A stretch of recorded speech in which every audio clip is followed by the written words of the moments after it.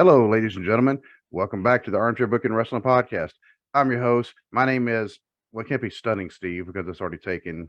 It was vicious. Vicious, but Kyle was like, well, he's like, well, you're a nice guy, so you're not really vicious. So, I'll go with Savage. Okay, that Savage works. Steve. That works. And Delicious Dwaylen Davis. Welcome back, sir. Hey, everybody. He's been a little under weather, him and his whole family. With the exception of maybe one person. That one person, is he safe? Yeah, Caden's safe. Caden's like it's like he's immune to everything. I think because he spends like 18 hours a day in his room. So it's that's just based on what 16-year-old. That's what they do. Yeah. But if he's like not catching anything, any diseases, yeah, he's the devil. Yeah, I mean, he hardly gets sick of like anything. Like the last time that we all got COVID, he didn't get anything, and both my daughters and my wife got COVID. I've been sick, and he's just, hey, everybody. La-di-da. So that's what I always tell my daughter to, because there used to be a lot of it. Most of us get sick. Of course, she hangs out in her room, and she's like, "Why do you get sick?" That's why I stay away from everybody. It's like, no, you didn't get sick because you're the devil. So, but definitely welcome back. And we weren't able to record Monday because when you're sick, you're sick. Even if you're not the one who's sick, you're taking care of your family. Yep. Who's sick. And I'm pretty sure that was a weird text coming from me because I thought I was sending a text. Yeah, because I told my wife, I was like, yeah, Joel can't make it. And somehow the conversation switched over to your conversation. I was like, I was like, huh? Yeah, because I was like, yeah, I said, you can't really record, and then to put it, because his office is in the bedroom. I figured Hope would be laying down in the bedroom, and you'd be kind of, well, I don't want to have her throwing stuff at you while you're recording because get out. So, and I said also, he's trying to make sure Caden doesn't get sick, right? And then I looked and I saw the question marks. I'm like, okay, what's Joel talking about? Oh my god! I'm like, man, it's a good thing I didn't say the things about the Packers I was saying. But I was able, and this actually came last minute. That night, I got a message, and I actually saw the messages a couple hours after the fact, unfortunately. But Roger Ruffin had sent me a message across like Facebook, or actually Twitter, but just he sent me a DM, and then Noah Gabriel had also sent me a DM as well, asking, hey, can you help promote the show? Oh, absolutely.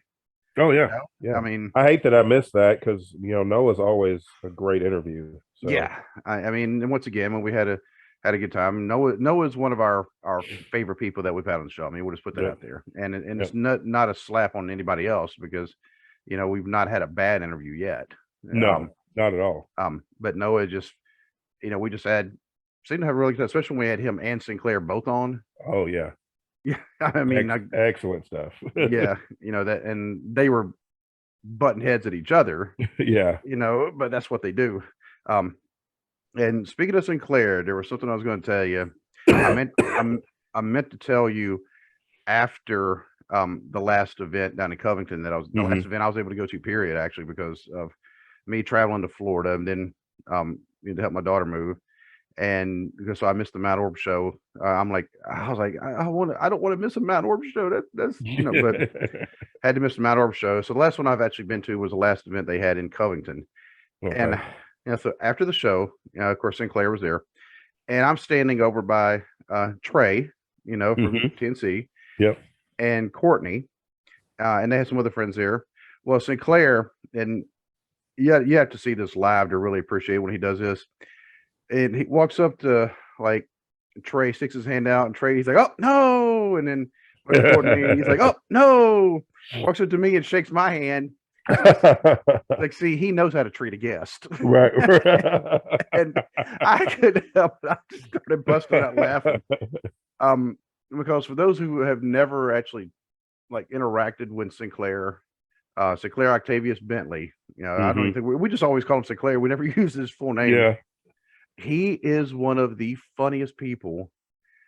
Even when he's slamming somebody, I mean, he is hilarious because he's very intelligent. And so when you can slam somebody with intelligence, I mean, it because every time he's been on the show, he's just had us just in tears laughing. Oh yeah.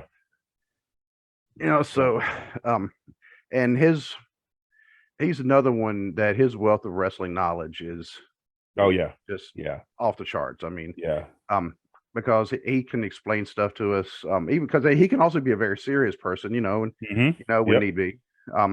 And he's explained some stuff to us. Oh yeah, that's how this works, and this is. Oh, okay, cool. Yeah, they always talk about. You always hear on different wrestling programs they talk about somebody's wrestling IQ. Sinclair definitely has a high wrestling IQ. And after the interview with Noah, apparently the very next day, there was another match announced for the Summer Sizzler. By the way, can you see the shirt? I still have it back there. Shirt. Yeah, that's the one from last year. For those of you who are audio only, I have an NWF Summer Sizzler shirt from last year. It's actually hanging up right behind me. It was the same one I had hanging up behind me the entire time during the interview with Noah, and I was wearing Noah's shirt of like, you got to get in the mood. And I also have the figure of Wildcat Chris Harris on behind my other shoulder. Yep.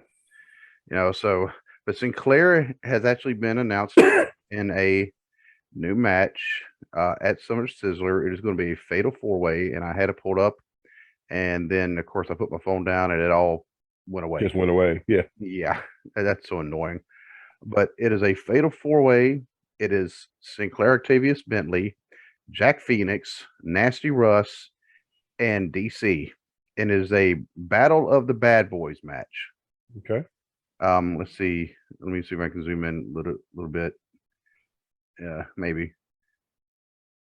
A contenders match for the Tri-State title. Okay, number 1 contenders match. Okay. So, excuse me. And honestly, I think the Tri-State title, I always think Sinclair because he had it for the longest time. Yeah. Yeah, as soon as I hear it, that's exactly who I think of. Yep. So, that's gonna be a pretty good match too. And the funny thing is, I'm sitting there looking at the names like they're all heels. And if you see a match with like multiple baby faces and no heels, they almost take it easy on each other. Yeah. In a way, heels don't do that. No, heels do not do that. They get nasty. Yeah. And so I think that'll be. I'm not even trying to predict who's going to win that one because that's anybody's game right there. Yeah. But honestly though, I'd like to see Nasty Russ get it because he's been in there a while. He's one of their top veterans, and he's been on AEW Dark and. Yeah, that's true. Speaking of Dark, Nikki Victory and Lord Crew, both. That's true. Yeah, same episode. Yep. I really want to see both. I mean, I want to see a lot of people in WF, but them especially because they have been just putting their time in, and and if you've never seen them wrestle in person, I mean, seeing a video is one thing. They're good watching on video. To see them in person, you're like, yeah, get them a major contract right now. Because and you heard Roger Ruffin himself say Nikki Victory has no ceiling. I mean, she really doesn't. But tonight we're gonna. It's kind of a continuation because the news just keeps on coming about WWE. It's almost like a current state of wrestling in a way. And I've noticed a lot of podcasts are doing that. So I've been making it a point to not necessarily listen to them because I don't want to accidentally get influenced. Yeah, I've done the same thing. Like, whenever we have say we had when we reviewed SummerSlam, I didn't listen to anybody else's review. Yeah, because I didn't want that to influence my opinions of the show or anything. And I do the same when there's a lot of news going on. Yep. So I stayed away from Wrestling with the Truth, which is a great. Yeah, I just want to name some of the great podcasts. Ted really doesn't talk too much about, well, he does a little bit, but he focused mostly on heels, and that's the Heel Truth. Because there's Wrestling with the Truth, and then there's the Heel Truth. Right. Both great podcasts. There's Smacked Raw, and Botched Spots and Chair Shots. That's a newer one that I've been listening to. They're kind of almost the same one in a way. But yeah, definitely go check out those podcasts. I hate having to go, hold on, I don't want to, don't want to listen and then start regurgitating the same things they're doing. Exactly. but they are great shows though, so I'd like to actually, if we can get a collaboration with so that we've been on Ted's been on ours. I'd love to do that again on those.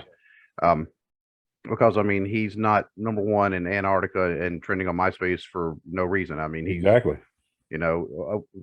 award-winning, critically acclaimed. Yep. And he puts us over. He really does. All the time. He really does. Yeah. And he's got, we said we're all going to have an empire. I mean, I think Ted's is actually growing bigger and bigger as it goes on, because I mean, he's doing a phenomenal job. But for our show, though, you can always contact us at armchairbookingpodcast@gmail.com. You can find us the same thing on Facebook at Armchair Booking Podcast. Same thing on Instagram at Armchair Booking Podcast.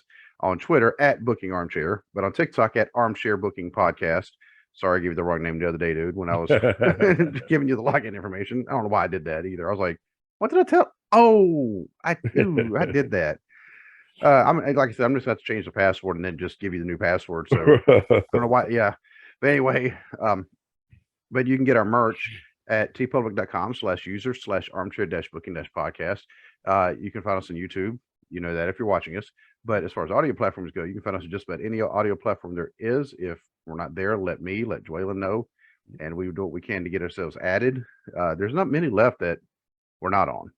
Although the big one, I want to get on Sirius XM's podcast channel. Yeah, that's going to be a tough one. I will admit that one, because that one, I mean, they want people who already have 100,000 viewers or something. I'm guessing, or you may have to pay them a lot, but we'll have to see. And excuse me. Excuse me. You can also find Dwaylen on Twitter at @fat_daddy73. I always tag him in anything I post on the Armchair Booking or the @Booking Armchair, Twitter feed. Well, I tag you in most things. Sometimes I just share stuff, but if it's anything relating to our podcast, I always tag Dwaylen. Yep. But you can also find Dwaylen at Big and Fat on YouTube and TikTok, and you can also find my other podcast, The Cubicle Chat, which recorded an episode last night. Was finally able to upload it about 30 minutes ago because of some issues I'm having with some of the software that's supposed to convert the file from one format to another format so it can be uploaded. Having all sorts of issues, and finally I found out I've actually had some other software I could have done it for free this entire time. It's like Dorothy and her slippers. Yeah. But is that everything? Did I get everything? I think you got everything. Yeah. Did you mention TeePublic? Yes. Okay. TeePublic. Making sure. Yeah, because Noah was absolutely giving me all sorts of crap the other day, and he was laughing when I was announcing that, because I actually, when I do an interview, I try to announce those all at the end. Our stuff anyway at the end. Yeah. And he started laughing because I took a big breath right in the middle of it. And I was like, all right, your turn. Come on, Ultimate Warrior, do it, do it without blowing up. And we actually had a pretty good time with the interview though. So no, I mean, he is very much a student of the game. All aspects wrestling. Yeah. And I don't know, I couldn't tell you necessarily what capacity it'll be in, but Noah's going to be involved with the wrestling business in some way, shape, or form for a very long time. Oh yeah, I agree. Yeah. I mean, so, and if you've ever been around him, I mean, he does just about everything there is right now, or he has at some point. Yeah, so he's got that drive where it's like he wants to learn every part of the business. Yep. And so I mean, he does their social media, he does a lot of the announcing, of course he wrestles. He's helped with the stories and things like that, and he's only I think he told me he turns 23 this month. I know, it's crazy. Yeah. And I told him, I'm a lot older than that this month. I said, you were born right after my wife and I got married. So, but yeah, it was another fun interview, and I got thinking, man, it's been a while since we did an interview, so that kind of came at a good time. And so definitely go check them out if you haven't already. Yeah, thank you again, Noah. Yeah, thank you. And on kind of a sad note, and this is not a wrestling person, we want to give our condolences to our friend who was on the show back in November. Unfortunately, his father passed away today. Yeah. Good man, real good man. That's Yes. Because he was one of those that if you had a father that you wanted to emulate, he was it. Yeah. He really was. I mean, even though him and our friend's mom, they had been split up. They were split up when I first met them. Yeah, they were. Yeah, they were already split when me and Alan started being Yeah. friends. They had already been split up. Yep. But he did not use that as an excuse. Well, I'm not going to go see my kids. He always had time for his kids. Mm-hmm. Yep. So I even told Alan, I said I had a lot of respect for your dad because of that. And his dad, I mean, he was just a very genuine person. So, yeah. Because Alan, he was a former guest on our show, and he's actually been a guest a couple times on the Cubicle Chat podcast. So definitely want to pass our condolences on to him and his family. So absolutely. So, time to talk about a little bit of wrestling since we haven't been able to in about a week and a half now. But the Monday before. Yeah. Or well, no, it was the Monday. No, it was the Monday before I don't remember anymore. It's been a while. We did the SummerSlam review on Saturday, and then. But as far as wrestling news goes, yeah, it's been a while. It's been a minute since we talked about it. Oh, yeah, because we did the SummerSlam review on the Saturday because I did not get back until late Friday night. Yep. And we couldn't really record while I was on vacation because we thought about it, but it was the logistics of it. And then I was going to have to pay like at least $20 to get a good internet connection. Yeah. Just for a day. $20 a day. No. I'm like, you know what? Sorry to our listeners, we couldn't do it. We tried. Yeah. Just like last night, the internet connection I had there at the hotel, because I was actually in Louisville last night as well because of work. The internet connection there was also one of those, well, here's your free Wi-Fi. If you want more, you're going to have to pay $5. And like, you know what? I'm going to take my chances. Because there weren't as many people staying in that hotel as what there were in the hotels, around Disney. So, but a lot of interesting stuff happening. I could almost just go through the text that the news that you sent to me. One of which, when we were talking about Ric Flair's last match, did either one of us did either one of us call? Oh, he's going to pass that during the match. Yes. Did we? Yes, we did. Okay. Yeah, I think we did. I don't know if we predicted it. I think it was more of we were afraid it might happen.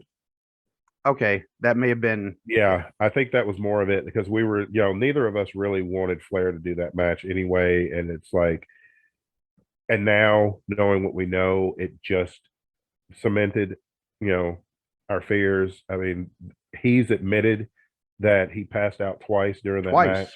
Yeah. I mean, and if anybody, if you haven't seen the ending of the match, there's clips of it on YouTube, and it is just it's sad because I haven't even watched any of it yet, so I still didn't do that.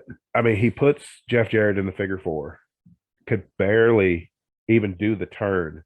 Really, the figure four, laid down to throw his leg over because he could do the spin, put his leg over, and then fall back, then fall back. No, he fell back first, put his leg over, and just laid there. Jeff Jarrett ended up getting pinned, even though both of them, their shoulders were flat on the mat. But the referee counted 3, said Flair won the match. But like Flair could hardly walk to the ring as it was. He was limping because he was going into that match with a foot injury. Yeah, I knew there was something going on with him. I wasn't exactly sure. But I've seen a lot of people involved, actually people who have been involved with wrestling for a long time, and they were talking about, the eyeball of the respect they have for Ric Flair, and that the fans need to just hush because if the man, like, you don't understand what it's like being in the ring. And I was like, all right, I get that. Don't worry. Yeah. I mean, I have a lot of respect for that. I wouldn't want, okay, it's kind of like why Ricky Steamboat did not want to be involved. you know, because Steamboat was like, exactly. I'm not going to perform up to the standards that I Yeah. feel I should be able to. Exactly. And this is the thing. He had probably the most perfect career, end of a career that a wrestler could have. He was able to go out to on a standing ovation at WrestleMania 24. Mm-hmm. He had a excellent match with Shawn Michaels. They told an incredible story. Yeah.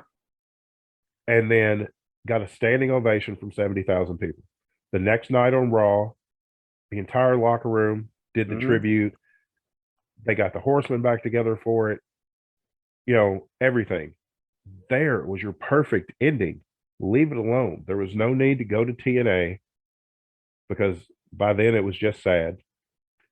There was no need to do any independent stuff that he was doing, and there was absolutely no need for this final match.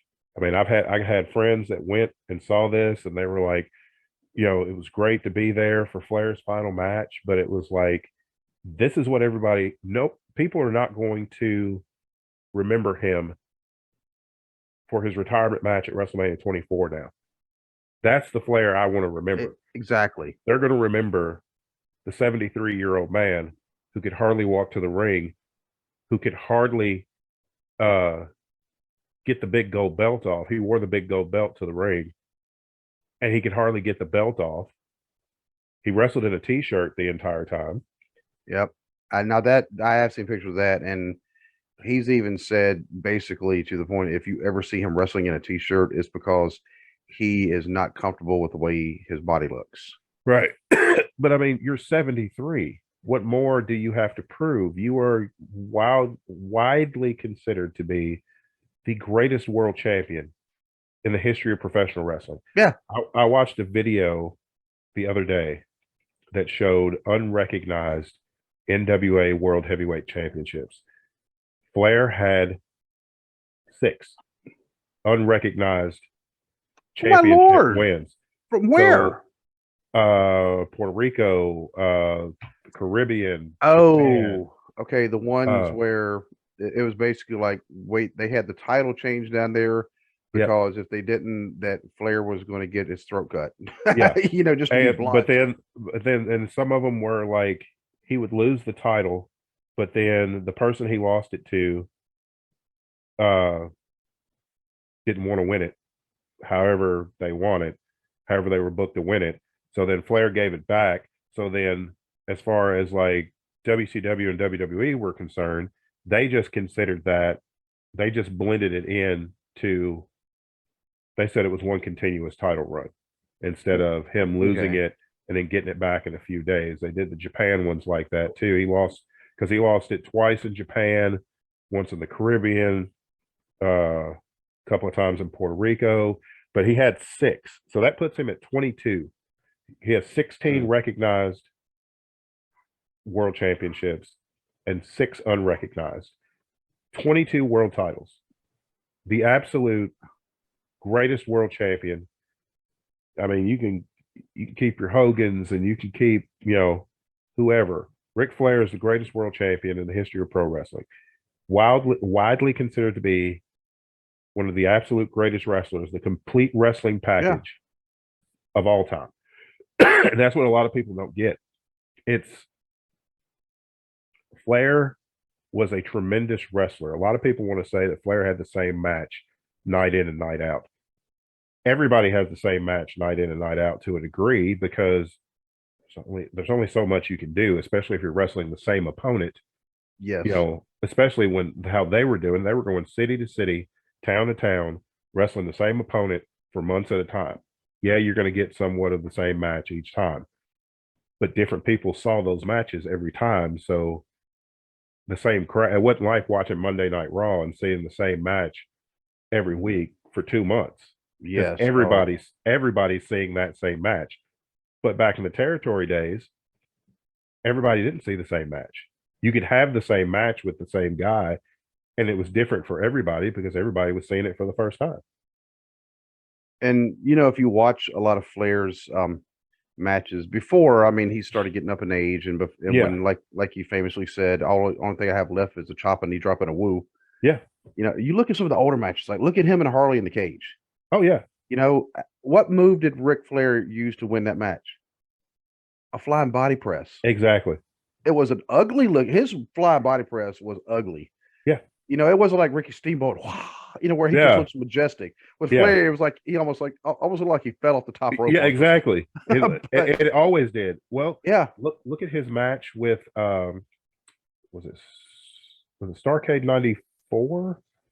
Was him and Vader? Was that 93 or 94? I want. It was in. It had to be 93. No, it may have been 93 because 94 Hogan. By the time Starrcade 94 rolled around, Hogan was there. That's right. So it was Starrcade 93. Flair put his career on the line to get a shot at Vader. They were in Charlotte. Flair won that match with a roll up. Yeah, I mean that's the one Vader. I was like, okay, Vader's coming off the top rope. I don't know how Flair is going to counter it. Vader jumped and Flair grabbed him and turned him over into not really a power slam, but managed to. I was like, this is why Ric Flair was such a good wrestler. And I actually said this, I know, kind of a comparison, a strange comparison about Pompano Joe when I was talking to Noah the other day. I said Pompano Joe was a veteran. He's been in the business a long time. Right. I said he always finds a way to win. Exactly. Ric Flair always found it was not always the figure four. It was not always the body. It was not always. I mean, it was always something. He could always pull a win out. Yeah, and the thing with Flair too, Flair is on that short list of wrestlers that made absolutely everybody he was ever in the ring with, look much better. He's always said that too. He said, "My job is to make every guy that I step in the ring with look a million times better than he could ever look on his own." He's like, because as the world champion, that is your job. Your job is to put butts in the seats, represent the company, and make everybody that you're in the ring with better. Yeah. I mean, look at the matches he had with Luger. I mean, no disrespect to Lex Luger. Lex Luger was fine. He was a bodybuilder, power guy. He had the body. Lex Luger. He had the body. Yeah. He had the torture rack. He had the look. He was an athlete. Not taking anything away from him. But he looked like $1 million in those matches with Flair because Flair sold his tail off for every single thing. Like a shoulder tackle from Lex Luger to Flair Flair made it look like that Luger broke his back. Yeah.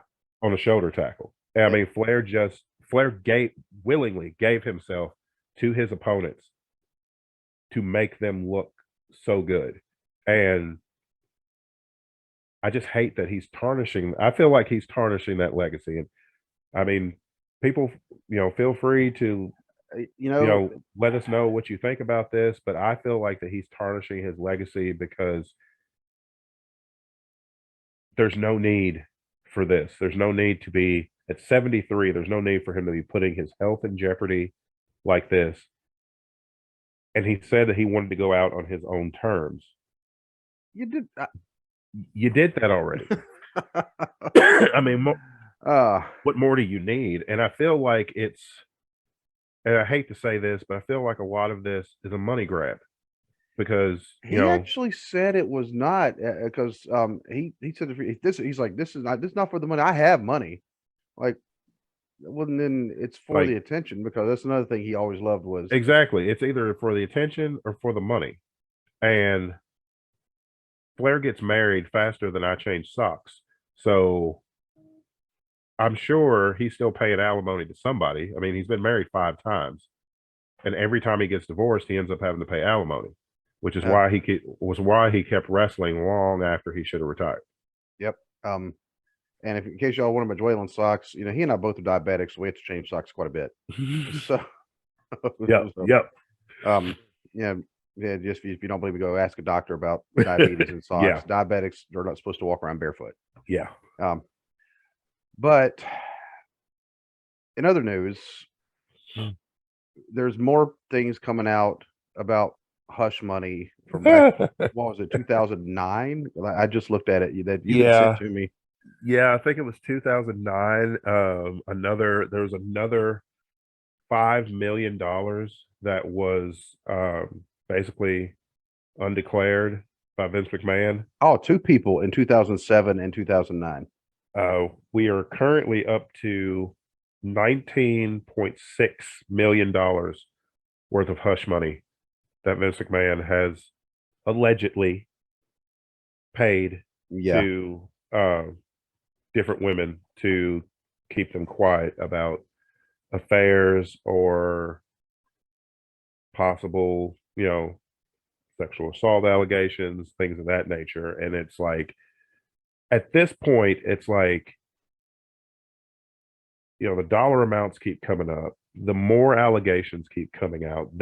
To me, it's like, there's got to be some legitimacy to this because too many people are coming forward with things. Mm-hmm. Too much money is coming up undeclared. Yeah. And it's like, and it's not the same at all as far as the Ric Flair thing, but as far as what their legacy is, Vince McMahon's legacy should be, I was the most successful promoter in the history of professional wrestling. Mm-hmm. I took my father's company and made it an absolute global phenomenon. I have employed some of the greatest wrestlers in the history of pro wrestling. Instead, his legacy will be, I paid women off to cover up affairs. I paid women off to keep quiet about possible sexual assault. That's what Vince McMahon's legacy is going to be now, which is sad because I just feel like it just tells you the kind of, we all kind of speculated the kind of human being Vince McMahon was anyway, just the things that he's done on screen and the storylines that he's tried to push and things of that nature. But it's just sad. And I hate it for his family, especially his grandchildren. Yeah. It's like, because, and that's always the thing. People don't think, like, the kids are the ones who suffer the humiliation the most because they don't really understand what's going on. They just know what they're hearing in the news. Yep. So it's like, what are his grandchildren thinking? Because he's got two grandsons by Shane, and he's got three granddaughters from Stephanie. Yeah. And especially his granddaughters. But yes. But his grandsons too. It's like, because I've had this conversation with my kids about different things, and it's like, I've always said I want to be the type of man that my son wants to be, and the type of man that my daughters want to marry. There you go. I think it's a perfect way to put it. And for Vince, it's like, is this how you want your grandsons to behave? And is this the type of behavior that you want your granddaughters to accept as normal? And it's just sad that this is going to be his legacy. And you don't hear of any scandals like this with Shane. No. Nope. And Shane, he distanced himself from the company for 7 years, 8 years when he was doing some business thing over in China, and he wanted to do it on his own. Yep. Then he comes back, and he was working. Some of that was kind of weird. The whole, if you lose, I'll give you control of Raw if you win, but if you lose, you don't get it. Then he lost. He's like, well, you can have it anyway. That didn't make any sense. No. But then of course Shane really honked up the Royal Rumble. Yeah. Threw himself in it. They had Orton go on. Somebody's music hit at the wrong time, and so Orton's like, "You need to get out there. That's your music." Yeah. I don't remember who it was now, but do you know what I'm talking? Actually, it may have been Shane. Actually, it was Shane. Yeah. Because it was supposed to be Orton. Orton was supposed to be the next person. Yep, but they played Shane's music. Yep. But Vince basically fired him not long after that. And so he's had some clashes with his dad. Yeah.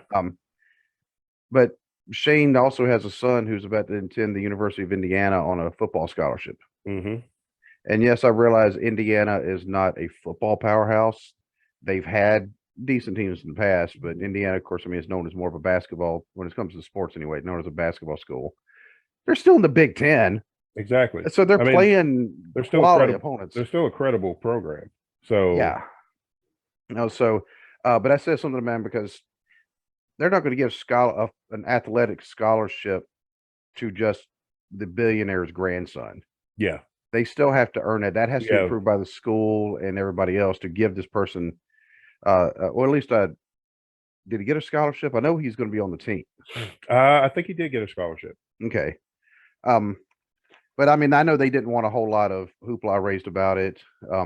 No, it was kind of really, I didn't know anything about it. ESPN was the one who reported it. That's where I heard it. It popped up on my ESPN app when it happened. Of course, ESPN reports on, WWE, so they kind of have that affiliation. So, but yeah, they kept it like pretty low key. Yeah, and I think that was probably at Shane's request. Probably, because every time James Laurinaitis was in a game, they'd make some kind of comment about, oh yeah, he's Road Warrior Animal's son. Yep. And even Animal, Joe Laurinaitis. There's a lot of speaking of Laurinaitis, we're going to come and talk about another Laurinaitis. Yeah. Here in a bit. But he was like, let my son be his own man. Exactly. Like he's this is his accomplishment, not it wasn't Animal's accomplishment, it was his son's. So let him do that. It's kind of like with Rick Steiner and Braun Breaker. It's like, we all knew first time I saw Braun Breaker, I'm like, okay, that's Rick Steiner's kid, with his uncle's voice. But yeah, because he's a perfect blend. He looks like his dad, sounds like his uncle, but it's like they've let him, and it was his idea to do Braun Breaker. I thought it was something that they gave him. It was actually his choice to go by a different name because he wanted to do it on his own. He didn't want people thinking that, oh, I'm piggybacking off, my world famous father and uncles, off their name. I wanted to do it myself because they could have easily just let him go, be a Steiner. Mm-hmm. But, he wanted to do it on his own. And I respect that. And I feel like that's what Shane's doing with his son. It's like, this is his accomplishment. So let him have that moment. I mean, it's kind of like kind of a non-wrestling comparison, non-sports comparison, actually, but Nicolas Cage. Yes. You know what his real name is? Coppola. Yep. He did not want, he said, I do not want to be known as, I want to earn this on my own. Yep. And he's absolutely done that. Yep. And I mean, granted, he's one of the strangest people. Yep. But I think that's part, for me, that's part of his appeal. And it's like, he can do the really weird stuff, but then he can do more subdued stuff like Leaving Las Vegas, which he won the Oscar for. Lord of War was an excellent role that he did. But another thing, he wanted to do it on his own. He didn't want to piggyback off his family's name. Yep. And he also did National Treasure, which I'm sorry, I actually like that movie. Hope loves those movies. She wishes they'd do another one. I think they are. Oh, cool. I have to tell her. So, but anyway, before we start going down another rabbit hole, that, by the way, that'll have to be a subject of one of the Cubicle Chat podcasts. Is rabbit holes. But when I say Shane's never had the kind of scandal that Vince has had, thankfully. No. Stephanie can't say the same thing, though. Stephanie can't say the same thing, no, because I mean she was having an affair with Triple H while Triple H was with China. Well, he was engaged to China, living together, and and they were having an affair. So she can't really say that. But Shane has avoided the family scandals. Yep. I don't know if Linda's really had her own scandals, but by affiliation, it actually cost her. They said the election, a couple times that she ran. They're like, you knew this was going on, and you never addressed it, so we can't. Exactly, and that's the thing. It's like she stepped down as CEO when she decided to run for the Senate. But everybody knew who she was married to. Everybody, lots of people knew what Vince's behavior was. Vince has already had several asterisks next to his name as Mm-hmm. far as the steroid controversy and having to go the federal government taking him to court and things like that. And like you said, it's like there's no way that Linda could not have known, especially as the CEO of the company. There's no way she could not have known that what, as far as financially goes, what was going on. And she just, it's like she turned a blind eye. Yeah, And by I mean, turning a blind eye, in public opinion is everything. And in public opinion, it's like, well, you condoned his actions because you never put a stop to it. because you never put a stop, and you never even Attempted. you didn't address it, you didn't acknowledge it, you just Nope. kind of, you're playing Timmy Wynette, stand by your man. Yeah. After a while, you got to say, time to move on. And I think she actually finally has moved on after 50 years. Yeah. But they're still, from what I understand, they're still legally married, but she moved out a long time ago. yeah. And if you go listen to Chris Jericho, one of his latest podcasts, he actually has Dave Meltzer on as his guest. Mm-hmm. And yes, I realize Dave Meltzer sometimes, I mean, you do have to kind of think, okay, he doesn't know this personally. It's always information fed to him. Yeah. But the way he was explaining also how Vince McMahon still owns like 38% of the stock. He is like the largest stockholder. Yeah. So he could, in theory, still make some decisions, but they won't be allowed because he's already been ousted. Yeah. So, yep. But yeah, Meltzer goes into a really good explanation on how that all works, because it is one of the things. It's like, he may not be up there anymore, but he's still, because he's a stockholder, he's still making money off of it. Yeah, he's still making money, but I'm sure the board is like, you're over there. Yeah, like, he has, yeah. Yeah, you're persona non grata over there. Yep. Sorry. But, because they don't want the company to fall apart. And as long as he has any position of power in that company, they're going to lose, advertising, sponsorships, all kinds of things, because no company wants to be associated with a company that the person at the top has all of these terrible accusations swirling around them. It's like, if I was a company, I wouldn't want to be associated with that. Yeah, I mean, and we again, it makes it look like that. Oh, well, what he's doing as well, and you're turning a blind eye so you can make money and do business. So that makes you almost as bad as he is, because you're condoning his actions because you're still willing to do business with him. And we know this now as well. Because I mean, I'll say, hey, we're podcasters, and so I mean, now we don't have the wide spotlight like they do, right? But on Twitter, for example, anytime you like something, everybody sees it. They see it. Yeah. And that's why, there's certain wrestlers who we are friends with. Yeah. I've seen some of the stuff that they go like, and I'm like, yeah, dude. That's why there are things that I will like, and there's things that I will retweet, but there are also things that I might read it and like it, but I don't hit that like button because people know you mentally like it. You don't actually. Yeah, I don't actually hit the like. Yeah, I don't actually push the heart because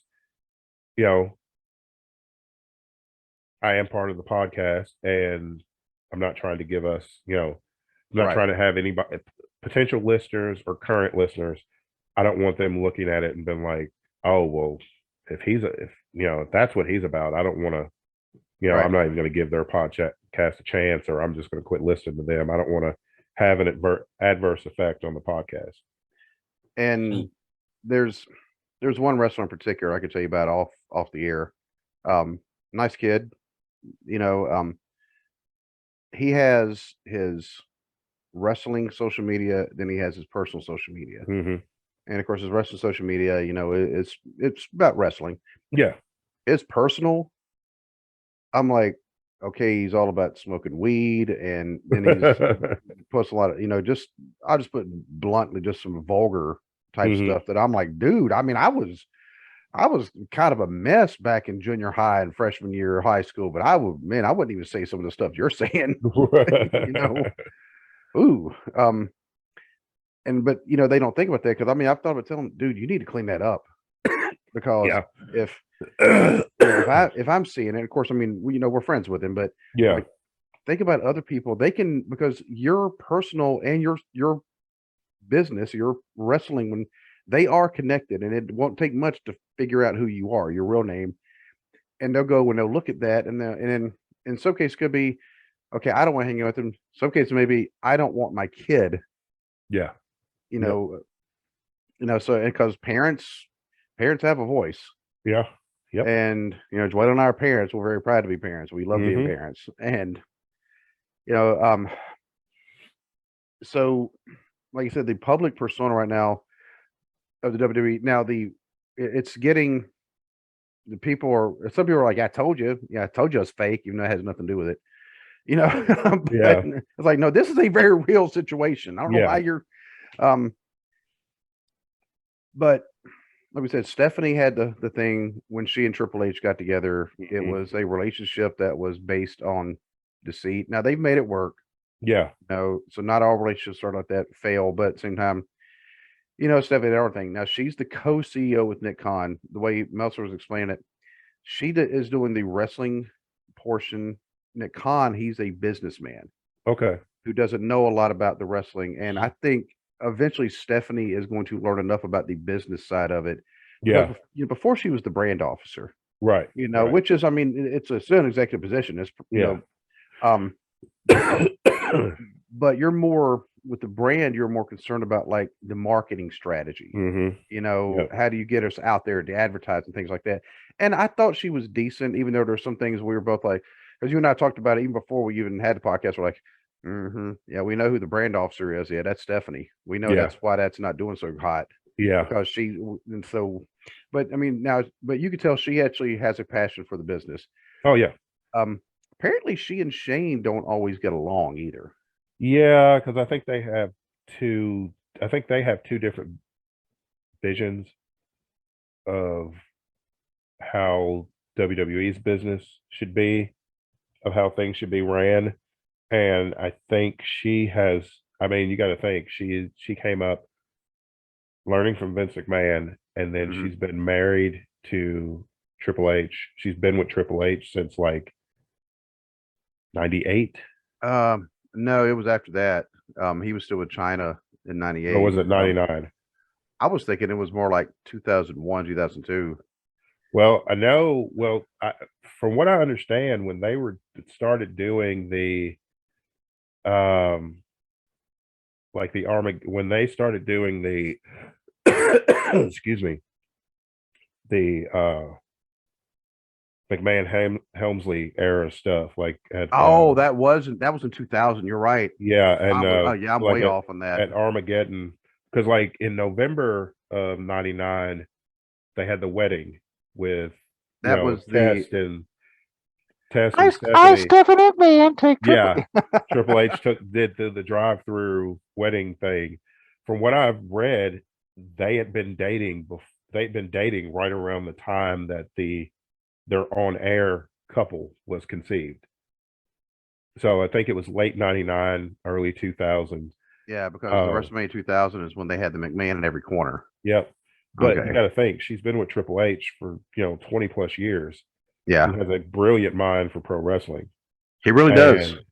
I don't feel like Shane has that same. Not to say that he doesn't respect pro wrestling, but Stephanie was always the one that was groomed for the business. I think Vince kind of took the same idea that his dad took with him. I don't think he really wanted Shane in the business. I think that's why he had Shane setting up the ring and being a referee and different things. Because I think he wanted to discourage Shane from getting into the business, which is the same thing that Vince Sr. did to Vince McMahon. he had him be an announcer and be a referee and different things because Vince Sr. didn't want Vince to be.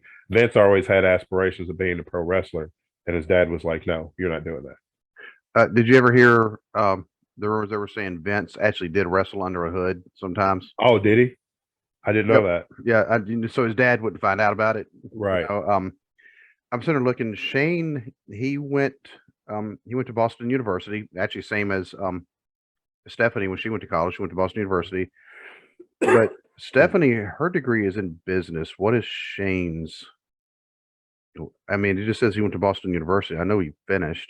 I wonder if it was like marketing or something like that, or advertising or something. Yeah, it wouldn't surprise me because I mean he's really good, and he started his own company, Ideanomics. Yeah, from the ground up, he started. Yeah, so I mean he wanted. Oh, he's part of the owner of the Indian Larry motorcycle shop because. Of course, the Indian motorcycles, they're almost like the precursor to Harleys. Oh, okay. Yep. Okay. So every once in a while, you can still find it. If you ever get one of those kind of all subject, yeah, hold on to that thing because it'd be very, very valuable. So, okay, I was looking.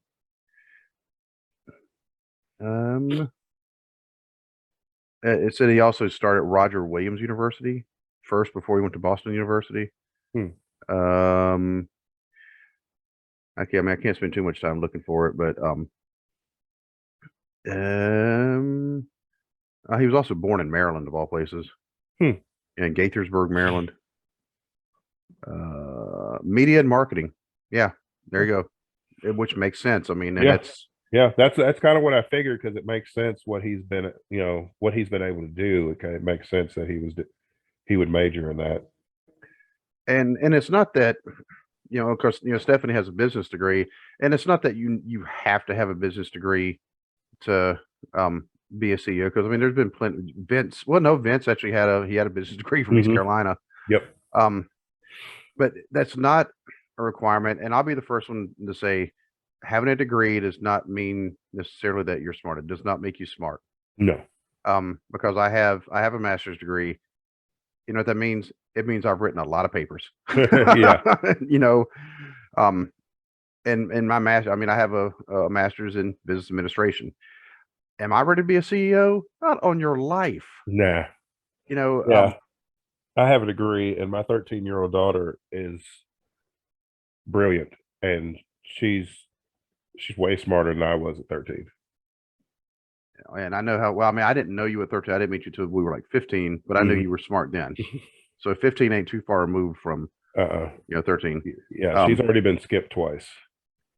Wow. She's a 13-year-old freshman. Whew. Okay. I mean, like I said, I knew Savannah was smart. And I've always liked Savannah anyway because the very first time I ever met her, she gave me a hug and said, "I love you," because I was bringing y'all, clothes. Yeah. But then I also say, that we're both smart, but then, some of the girls we dated in high school, it kind of makes you wonder about that. Yeah, that's more of a common sense thing. I don't chalk that up to lack of intelligence. I chalk that up to lack of common sense and poor decision making. You walk away like, man, he's still with her. Oh, good Lord. Yeah. I mean, I've been divorced twice, and those were poor decision making. So hey, once, and yeah, same thing. Make sure, because I usually don't talk about it a lot, like here, because late he's out playing video games, and but see, mine only lasted. We got married in October, separate in January, divorced in May. Oh wow, yeah. Okay. So so that says, I mean, it was, so everybody needs a starter marriage. No, it was not a starter marriage. It was, I was being, unfortunately, I was hooked up with a gold digger, and she, took all the gold because I didn't have a lot of gold to take. Right. And once the gold ran out, she found the next guy, and she did. I mean, but anyway, enough about all that. But yeah, I think Stephanie, because I don't even know. Well, it's not that groomed isn't necessarily the right word. When I hear the word, oh, she's being groomed, I'm like. Yeah, now I shouldn't think. Yeah, I didn't even think about that because I mean that's always been the term as far as like management or things go. But I mean, she's groom does have a terrible connotation And to it now. unfortunately now, especially with all the, like the Harvey Weinstein stuff, Yeah. But she's been taught the business. She has been taught. Yeah. Oh, absolutely. Yeah. I think she was always being prepared. Yeah. She was always being prepared for a top spot in that company. So it makes sense that she's the CEO and the chairwoman of the board. Yep. Which means that chief brand officer, I don't know if they filled that slot up yet, but Meltzer actually pointed out, he said when Stephanie McMahon, remember, because she stepped down and she was away from the business, she took leave of absence. She was taking time off, and they were like, we figure Stephanie will be back, but we don't know. There's no time frame on when she'll be back. And then all of this came out, and then she was interim chairwoman of the board and interim CEO, and then it finally dawned on Vince that I need to step down before they just push me on out. Before they step you down. Yeah, exactly. So then she took over the positions permanently, and then segueing into a Laurinaitis. Yes. Old clown shoes, which he was the first one that was gone. Yep. Which we had already said he was going to be the scapegoat. He was going to be the first one out the door when all these allegations started. Well, then Triple H came back.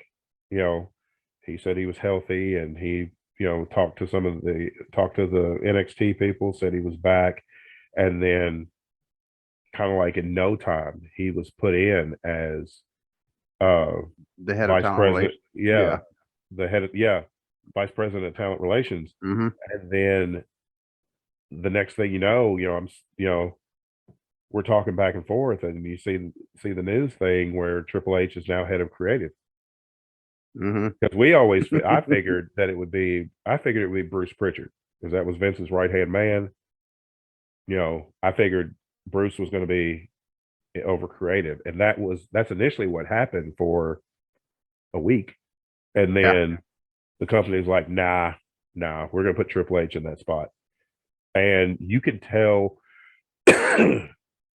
Triple H is definitely in charge of creative, because for the first time in years, I've actually watched a full episode of SmackDown, and I watched this past week's Raw, and I intend to watch tomorrow's SmackDown in its entirety. And I haven't done that in, 5-6 years. I have not. Oh yeah. And do you remember it was like early last month, early July, and I was actually got a chance to sit down and watch SmackDown. Mm-hmm. And I was texting you going, I don't think they're ever going to have a match. Yeah. I'm like, this is ridiculous. So like, we're 25 minutes in before they even have an entrance. Mm-hmm. And I was giving up like, what? And I tallied up like the number of minutes, and I said it was around 20 minutes total wrestling. One of the things, it was on one of the podcasts, it may have been Meltzer, or maybe been one of those like wrestling with the truth. They actually brought up, they said, they actually said the date. It was like I think they said 9 July, and I'd have to look on whatever, that it was a Friday in July, which had to been like 8 July then, the 1st or the 8th of July. They said there was 19 minutes of wrestling. Yeah. On a 2-hour wrestling show. Yeah. And because it was all skits and promos. Yeah. And promos are great, but if you don't have the matches to back up the promo, then what's the point? And promo is only part of the story. And we've always said that you should have any kind of promos, a promo to promote the wrestling. Exactly. And every other wrestling company in the world, and they are taught in wrestling schools, whether it be Bone Crushers, whether it be the Monster Factory, whether it be like OVW, any of them, you are to promote the action, the reason why you're having this action in the ring. Yeah. It's not the other way around, the way Mr. Man was doing it, where he was more concerned about the entertainment aspect of it, where their match in the ring is to help enhance the stuff going on outside the ring. Yeah. And because I think Amy said the point, like, yeah, I said all the people there at SmackDown, they all paid, someone paid like probably a couple $1,000s a ticket, like if they're in the front row, to sit there and watch a video. Yep. With a little bit of action in the ring, but mostly to watch a video. Yeah. I said, I'd be pretty pissed about that. Oh yeah, me too. I mean, speaking of front row seats, WrestleMania next year, front row seats start at $12,500. Oh, I got that. Hold on. I know. It's like, I just got that sitting in the closet. It's like, and not in cash. And we're talking like different currencies. Yeah, and don't ask any questions. It's like, but sitting front row is a lot of times is a detriment because I mean the ring is like here, so you're not seeing everything that's going on, especially if they're on the other side, the other corners or the other side of the ring doing things. You can't really see where you're sitting there. You just got to hope. I hope they come over here and do most of the stuff. Where is WrestleMania? Is that the one in Los Angeles? Yeah. Okay.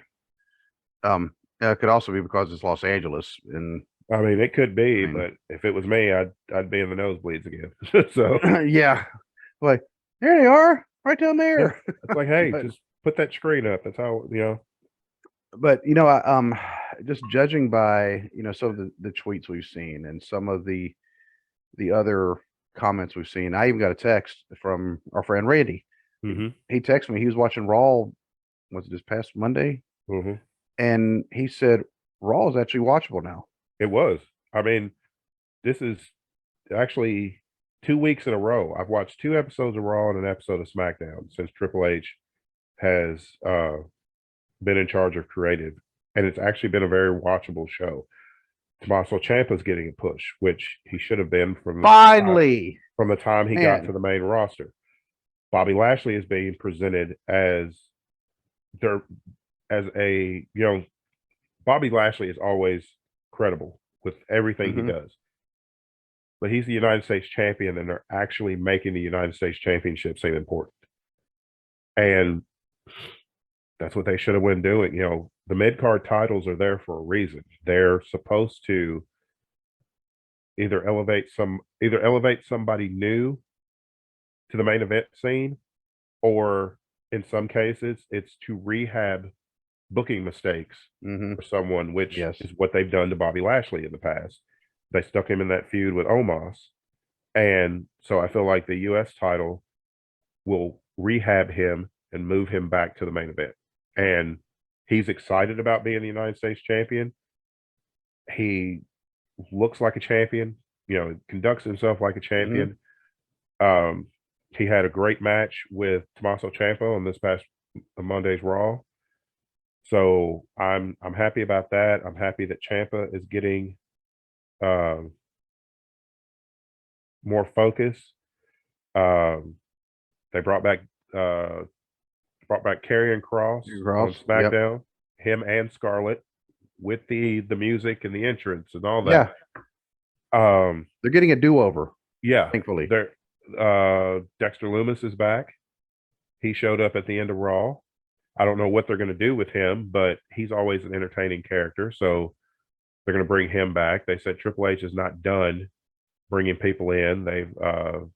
Shawn Michaels has already reached out to Johnny Gargano to see if they can get him to come back. And the team, the faction I sent you the text about that day, and for the life of me, I could not remember their name because they had them on there. I was like, okay, they look like they're going to what do you mean they're released? Yeah. Talk about Hit Row. Yeah. Trying to think.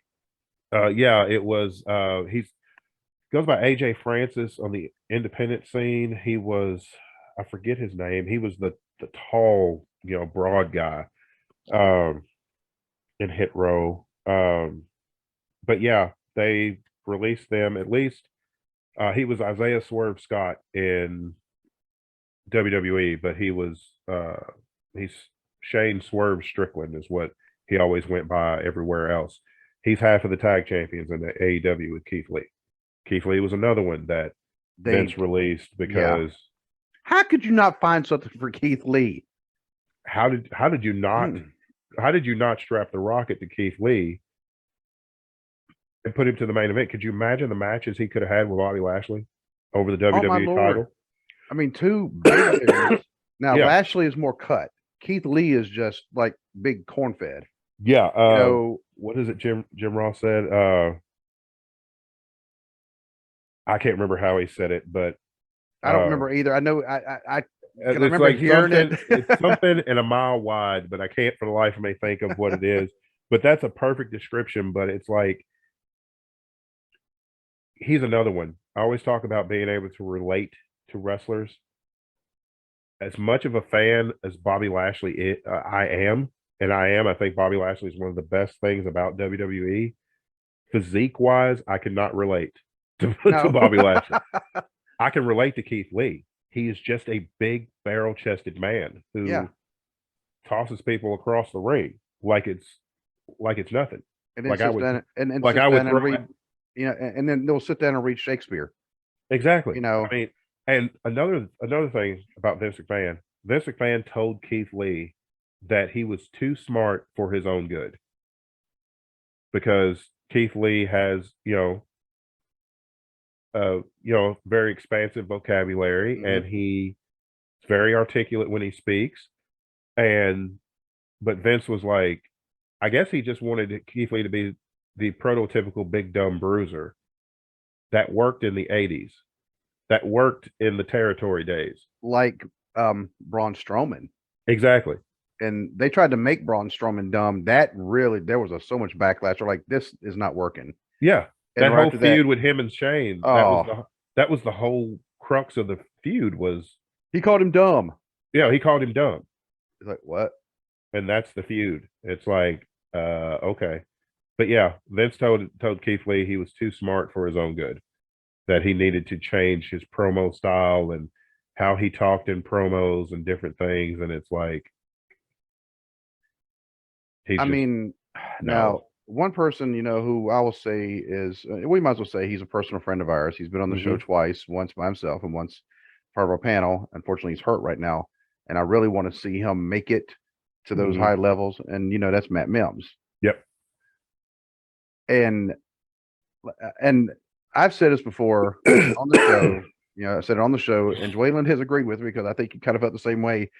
It's not very often I can talk to somebody who makes me feel stupid just by them just talking normal. Oh, he is so intelligent.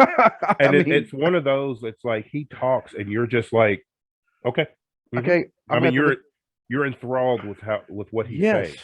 I'm like, I'm gonna have to look up about half the words he's saying right now because I'm like, and I know he's not making them up, and it just makes me feel bad because I know I'm smart. Mims is coming back. The NWA pay-per-view at the end of this month. He will be wrestling EC3. Okay. It'll be EC3's NWA debut, and it'll be Mims' first match back from injury. Speaking of the NWA, and I know we've kind of gone a little off topic, but I actually met someone in Louisville who works for the same company, but she knows another guy in the NWA who I told her, I was like, I gave her the links to the podcast and my other podcast, but I said, tell him about our podcast. We need to get him on the show. His name is Jay Power. Yep. I had not heard of him, but I did go give his Facebook page a like, and his actual like wrestling page. He doesn't do personal social media, but he does do the wrestling. So I gave that a like. Hopefully we can get that, because if he's in the NWA, then he has probably at least met Devin and Matt Mims. And so I subscribe to the NWA's YouTube channel. A lot of times they have a weekly show that they put on YouTube. I'm going to do some research and see if I can find any of his matches so I can check it out. I didn't even think about that because, it's once again, just being like busy driving down to Louisville yesterday, working there yesterday and today, and then driving back, today. And then trying to get, make sure we get this podcast because I was having the equipment issue, software issues. Mhm. You know, got the other one uploaded right before we started this one, and I'm going to be helping her with her own podcast because Right. that's one thing. You know, she asked me to help her out, and of course I don't mind. You know, so I'm trying to keep up with wrestling. You know, thankfully, ladies and gentlemen, Waylon will he will text me news. Oh yeah. So yeah, every time I say something, I send it to you because Yep. And I'll send you like my reaction. Sometimes it's a face like, you know, the surprise or the wow face, or I guess is what is called for those of you who are audio only. It's that emoticon or emoji that with the open mouth, like, oh yeah, you know, Ric Flair passes out twice during the match. Yeah. He didn't. Speaking of Ric Flair, he did not wrestle in Puerto Rico, but him and Andrade did go to Puerto Rico. Flair did do an angle with Carlos Colon, that youngster. Where they got into it, and kind of an elderly brawl, I guess you would say, and but it's like Flair just stopped. And then Flair has also come out and said that he wished he hadn't have said that was his last match. So the wheels are already turning. How can I get out of this and do another match? You do not need to do another match. Just stop. That's why you've been married 5 times. Yeah. You don't know what loyalty and keeping promises is. And you don't know when to just sit down and stop. just stop. You had your time in the spotlight, and the spotlight treated you well. It's time to pass it along to the people behind you. Because exactly. If you don't do the honors, you're going to be looked at. I mean, you got to get out of the way. Yep. Because even like the Undertaker, I think the only regret the Undertaker has about his last match is that he didn't do the honors. But he also didn't realize it was going to be his last match either. Yeah. But my thing is, he's another one. I know he got a concussion on the match where he lost the streak. But even if he hadn't have gotten the concussion, the streak was still going to end in that match. Vince had already decided that this is what we're going to do. That would have been the perfect time for him to retire. The streak is over, because here's the thing. He was already on the back end of his career. Mm-hmm. The 5-star classics he was having from like 2006 to like, trying to think of the year. I mean, he was having the last really great match that he had was WrestleMania 29 against CM Punk.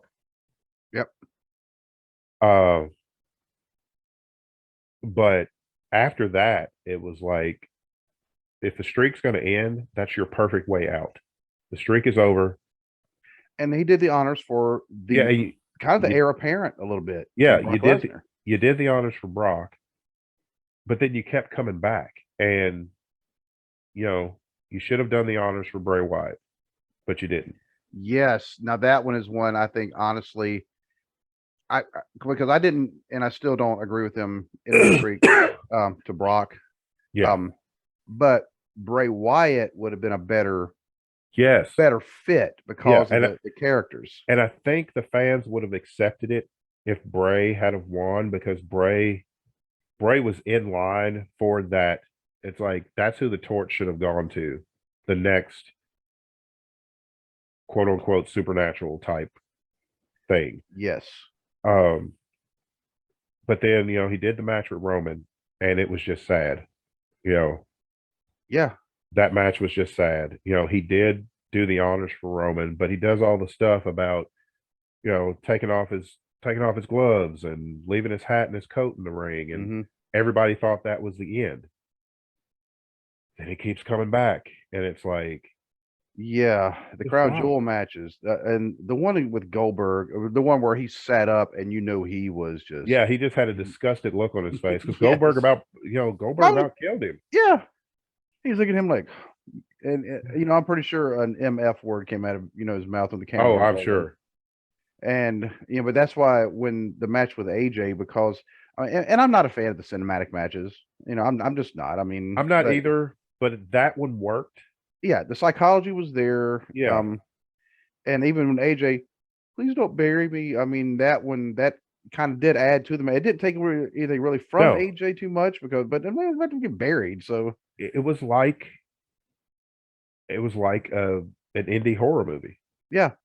I mean, you've got this, unstoppable force that, this guy's been running his mouth, and now he's run into this dude and getting chased all over, this graveyard or whatever. And that's what I think that's why I liked it, because it reminded me of an old horror movie. But a lot of these guys have just got to realize when it's time to stop. And he finally did. And I think had the match with Roman been a good match, you'd have said, okay, I'm done. Yeah. But it wasn't. And he didn't want to go out in a back. I don't think the Undertaker, I mean, even though he probably would have preferred to go out on his back, he just wanted his last match to be a good match, regardless. Yeah, and that was the thing, though. It's like, and I agree. I feel like that's why he kept coming back, but he never reached those levels that he was doing when he had matches with Kurt Angle and Triple H and Shawn Michaels, where he was having those absolute classics. Right. And I think that's what he was trying, and CM Punk, and I think that's what he was trying to get for his last match, and it just never worked out because he was too banged up, too old. His body just couldn't do it anymore. Well, and think about, there's one match we haven't mentioned. It was him and Kane against Shawn and Triple H. Oh God! And they start the match out with Triple H tearing a pec. Yeah, he tears his pec. Let's see. Kane, his mask and his wig completely comes off. Yeah. He's on the top rope with Shawn. Shawn has shaved his head, which there's nothing wrong with that. No. But it's like, you can't be a 50-year-old man still trying to be the sexy boy. Right. When you're out there looking like a grandpa. Yeah. And, so that, but, one of the things we discussed before we started recording was, in other companies, AEW is also improving. WWE, we know, is improving. Of course, WWE couldn't have got much worse than what it was, because people are already leaving. Yeah. But now, and you saw this literally firsthand with your own eyes, not looking at a screen. You were looking actually at the action with your naked eyes, and saw, yes, SummerSlam was a good show. Yes, SummerSlam was an excellent show. You had Bayley back after over a year of being injured. The crowd went nuts for her. Dakota Kai, Io Sky.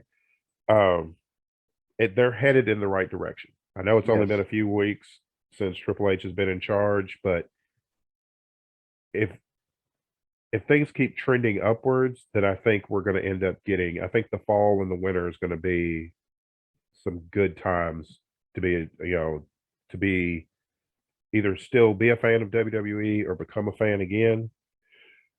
AEW is still excellent, and they've had lots of injuries.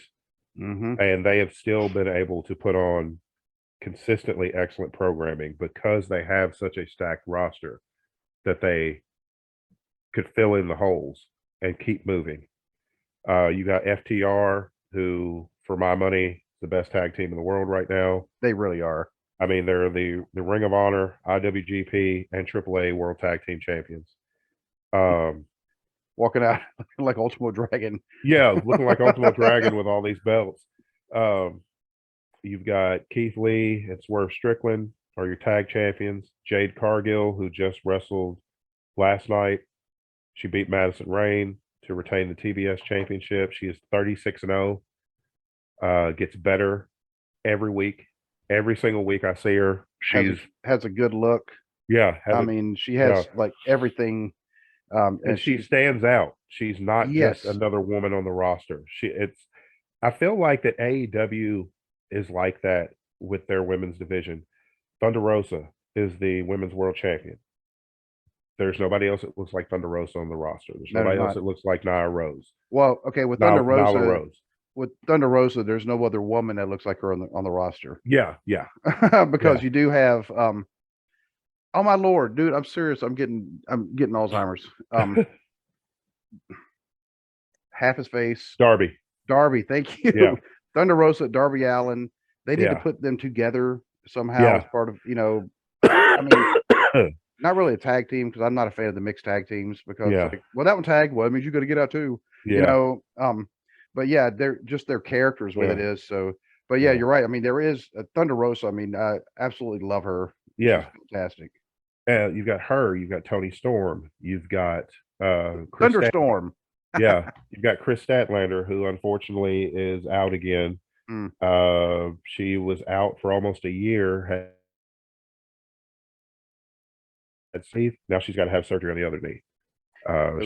She injured her other knee in a match and has got to have surgery on that. But Chris Statlander, which sucks because she was in line for a big push, so the timing is just awful. But she's going to do big things. Jade Cargill is fantastic. Madison Rain is there. She's going to be the new one of the coaches for the women's division. You've got Britt Baker. You've got Ruby. You got Ruby Soho. You've got Nikki Victory, who I have no doubt that she'll make her way to Dynamite or Rampage before we know it. I think she'll be on TV, and just I feel like people don't give their women's division credit enough. People complain about how they're booked, but I think they're booked pretty solid. They always have a presence on television. Every show, there's always, the women's division is always represented. John Moxley has been killing it as the interim world champion. CM Punk came back last night, so you're going to get the unification match probably as long as CM Punk's cleared, because he had to have surgery on his foot. But as long as he's cleared to wrestle, we'll probably get that match at All Out. That'll be a good match. They have introduced the World Trio tag titles. So that's going to be excellent. I'm expecting Kenny Omega to be back next week and team with the Young Bucks. I figure that they're going to win that because there's already a built-in feud ready with them versus the Undisputed Era. That's not what they're being called, but that's what they are. Right. What else have we got? Miro's back, which anytime Miro's on your screen, that's fantastic. How about Lana? I think she's coming because there was an angle that they did last night where Julia Hart, she's with House of Black now. She told Miro was cutting a promo, and she told Miro, she's like, just embrace the darkness like I did. And he said, there's only one woman that's allowed to touch the Redeemer, and you're not it. And I'm like, there's the spot. Yeah. I mean, it is. I mean, granted, they won't call her Lana because that was her WWE name, but they may just call her CJ. They might just call her CJ because her real name's CJ Perry. Well, CJ Miroslav. So by the way, if they could ever, Miro, Rusev, whatever you want to call him, he is one of those wrestlers. It does not matter what role you put him in. If you want him to be a serious wrestler, a serious bad guy, he could do it. Yeah. If you want him to be a little bit more on the funny side, he can do that too. Because that dude's hilarious. Yeah. I mean, I've seen clips of his stuff when on his Twitch feed, and he's really funny. He is a well-rounded wrestler. Wardlow is the TNT champion. He's killing that. I mean, they're just going up and up. Bryan Danielson's back. Adam Cole is about to be back, cleared in the next few weeks. He got a pretty serious concussion at the last pay-per-view, so he's been out since then. He's on his way back. So they're just going to keep moving up and up, and I'm sure there's going to be more signings for both companies. As people become free agents or people, contract negotiations or whatever. I'm still thinking that we'll get the unification match for the AEW World Title at All Out. And my prediction is that's when MJF comes back to TV. I think that's when he comes back because his contract's not up till 2024. So the only way that he's leaving is he's got to convince Tony Khan to let him out of the contract.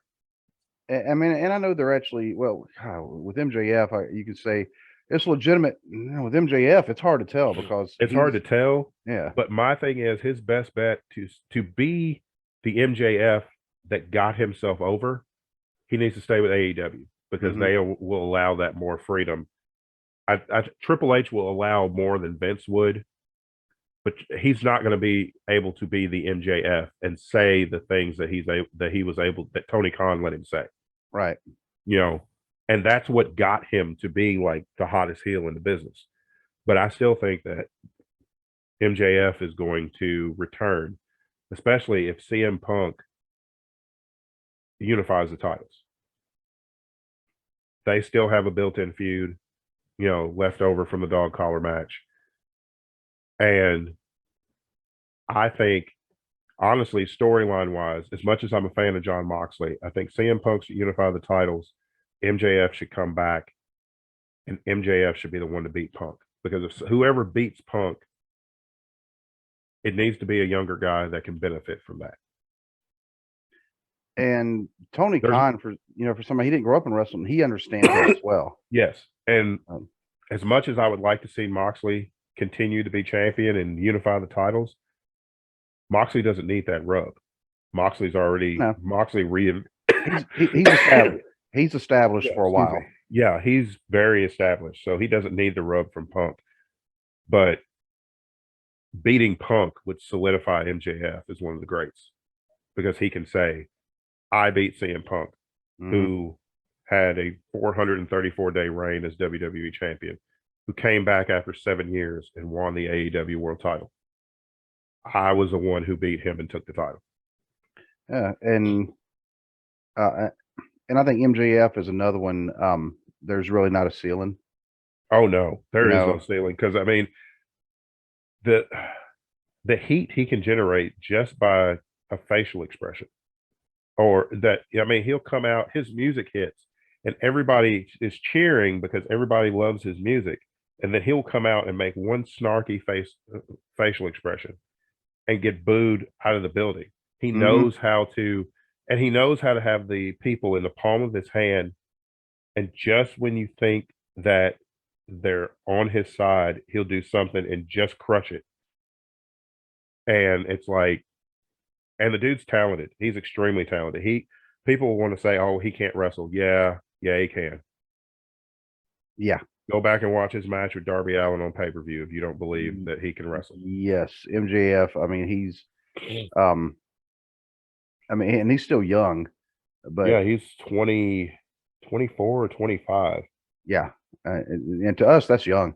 Yeah, I mean, we're old enough that we could be his dad. Oh yeah, definitely. Yeah. But I think right now the future of wrestling is starting to look a lot brighter. Yep. Because you got to think, for the past, probably 6 months to a year, every time people have been talking about wrestling, even as longtime fans, and we're continuing to watch, which we were not watching the programs, we were always watching the highlights because we got tired of we would watch AEW. Yeah. But we wouldn't watch Raw. We'd watch the highlights. Yeah. I would, watch SmackDown some, but a lot of times same thing, watching the because it's like, well, they only have 19 minutes of wrestling anyway. Yeah, they only have 19 minutes of wrestling, and I mean the women were only getting like 3 minutes of that. Yeah, so. and that was 5 matches. Yeah, 3 minutes, 5, and because their tournament, for the Queen's Crown or whatever call it. Yeah, it was what 10 matches and a grand total of like 13 minutes. So it was asinine.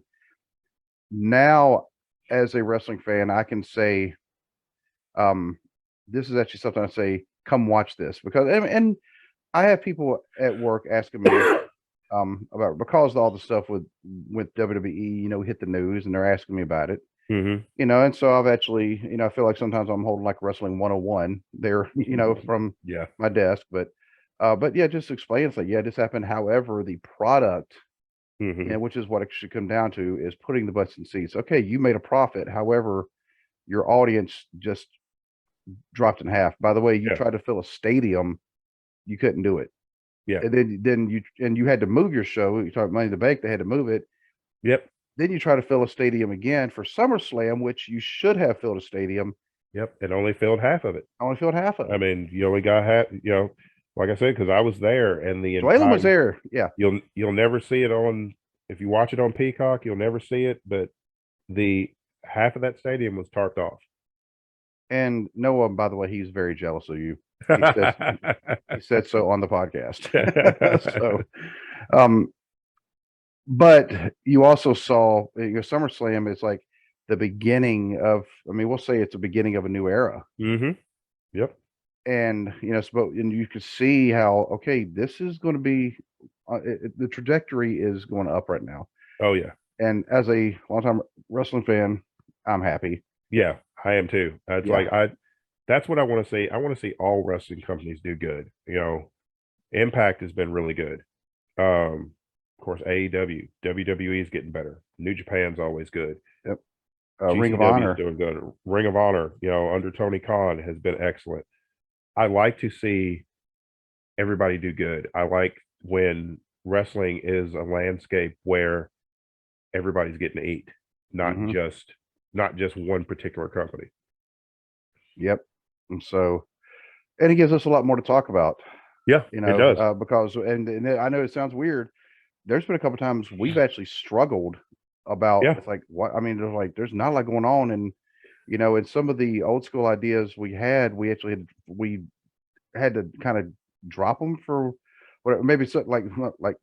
By the way, today's Hulk Hogan's birthday. I don't see us having an episode about Hulk Hogan anytime soon because he's invited a lot of controversy. Nah, that's gonna be a skip for me, but yeah.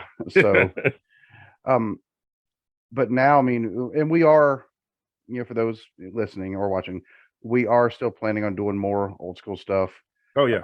It's just a matter of what do we do? Yeah, and because we're old school wrestling fans, and I mean, you can't appreciate what's happening now without talking about what happened in the past, because those gentlemen paved that road for all the wrestlers that are currently benefiting now. Yes. Including the one right there, Jimmy Valiant. Yep. Who Noah pointed out, and I had totally forgot about this. Jimmy Valiant is also a former NWF champion. Is he really? Yes. I did not know that. On the documentary about Roger, the I'm Still the Man, they actually show clips of Jimmy Valiant was there, and then I was like, that's right. Because I remember reading, it's like, oh, okay, that's good. I mean, it wasn't for a real long time. I mean, and we're talking like like the mid 2000s, something like that. But still, I mean, he's a former NWF champion. I mean, because he was friends with Roger. Yeah. So Roger brought him in, and then Jimmy won the belt, and this man right here, my favorite back in the day. But you also have Walker Chris Harris. You have Chris Jericho right here. Yeah, who is still in early 50s and killing it. He had an excellent match with John Moxley last night. He even came out as Lionheart Chris Jericho. Really? Chris Jericho is, as far as reinventing himself, he has no peer. I mean, he has, in the past several months, he has been his Painmaker persona that he used in New Japan when he was the IWGP Intercontinental Champion. He has been, the rock star.